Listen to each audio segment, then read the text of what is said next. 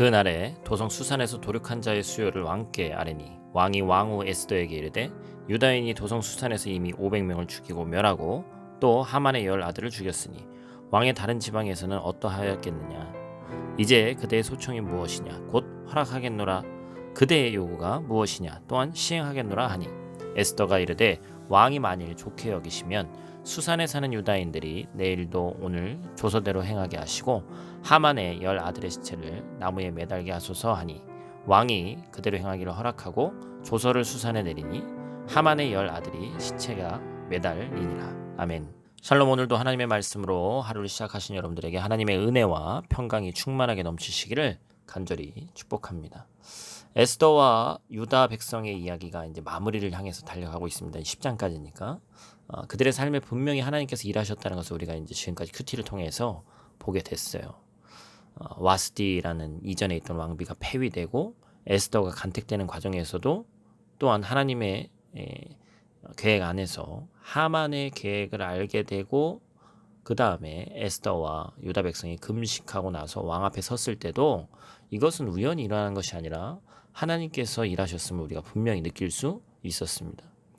하만의 계획이 왕에게 알려지고 순식간에 하만이 나락으로 떨어지는 그 상황 속에서도 우리가 주일날도 말씀 나눴습니다만 참 세상의 눈으로는 우연이라고 얘기할 수 있지만 하나님이 함께 일하셨음을 보게 됐죠. 하나님께서 에스더와 모르드게 그리고 온 유다 백성들에게 승리를 주셨습니다. 이제 그 승리를 마무리해 가는 과정 가운데 있죠.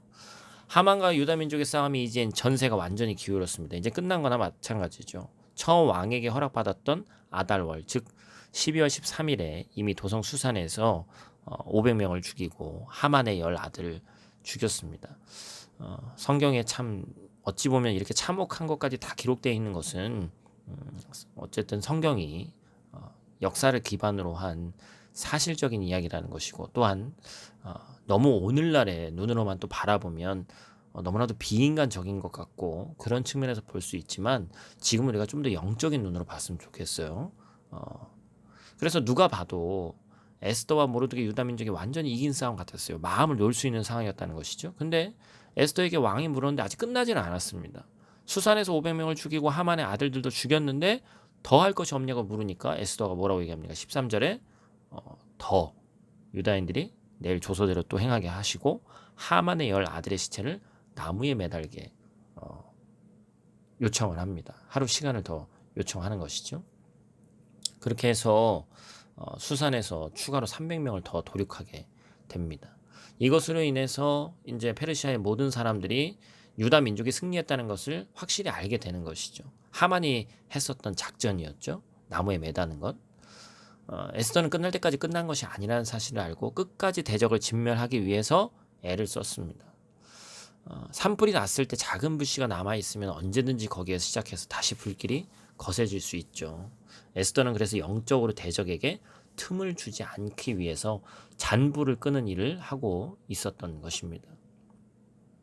그런데 중요한 것은 이 대적들을 물리치는 과정 가운데서 재산은 손에 들지 않았다라고 얘기하고 있어요. 10절과 16절에도 나오는 표현이죠. 유다 민족이 승리한 후에 만약에 모든 것을 다 탈취했다면 유다 백성들이 재물에 눈이 멀어서 그랬다라는 생각을 할 수 있습니다. 근데 그런 여지를 주지 않죠. 영적인 것, 바로 대적을 멸하는 일에만 집중하는 것을 보여줍니다.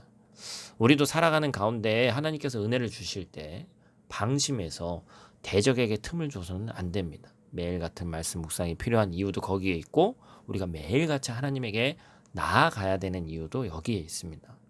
하나님께서 해결해 주시는 문제에 대해서 인간적인 미련을 가지고 있을 필요도 없습니다. 하나님께서 우리에게 승리를 주시는 목적을 기억하고 대적에게 틈을 주지 않는 것이 중요합니다. 매일같이 우리에게 삶은 참 도전을 줍니다. 신앙적인 면에서도 그렇고 저도 마찬가지입니다. 저에게도 어제도 그렇고 오늘도 그렇고 계속적인 시험의 요소들이 있어요. 그리고 이거 어떻게 해야 되나, 뭔가 기도하지 않으면 안 되는 일들이 지속적으로 벌어집니다. 여러분, 그럴 때 우리 가운데 근심만 쌓이는 게 아니라 도리어 우리 마음 가운데 에베소서 4장 27절 말씀처럼 하나님께서 우리에게 마귀에게 틈을 주지 말라는 것이구나. 그것을 기억하면서 영적으로 해이해지지 않고 틈을 주지 않는 하루의 삶이 되시기를 간절히 축복합니다. 하나님께서 우리에게 주신 승리를 아름답게 마무리하기 위해서는 우리는 대적에게 틈을 줘서는 안 됩니다. 끝날 때까지 끝난 것이 아님을 기억하고 영적인 긴장을 유지하는 오늘 하루가 되시기를 간절히 축복합니다. 기도하겠습니다. 오늘도 우리 가운데 역사하시는 아버지 하나님, 이른 아침부터 하나님의 말씀을 청종케 하심에 감사를 드립니다. 우리에게 더욱더 영적인 눈이 있기를 원합니다. 눈앞에 있는 이익과 때때로 눈앞에 있는 고통에 집중하며 나아가는 저희들이 되는 것이 아니라 하나님께서 우리에게 주시는 것이 무엇인지 승리를 주시는 분이 하나님이라는 사실을 꼭 기억하고 방심하지 않고 다 이루었다고 내 생각으로 하는 것이 아니라 끝까지 기도함으로 말씀 봄으로 우리 삶 가운데 승리할 수 있는 귀하고 복된 주의 백성들 될 수 있도록 하나님 함께하여 주시옵소서. 오늘 하루도 함께하실 성령 하나님을 기대하오며 예수님 귀하신 이름으로 기도드립니다. 아멘.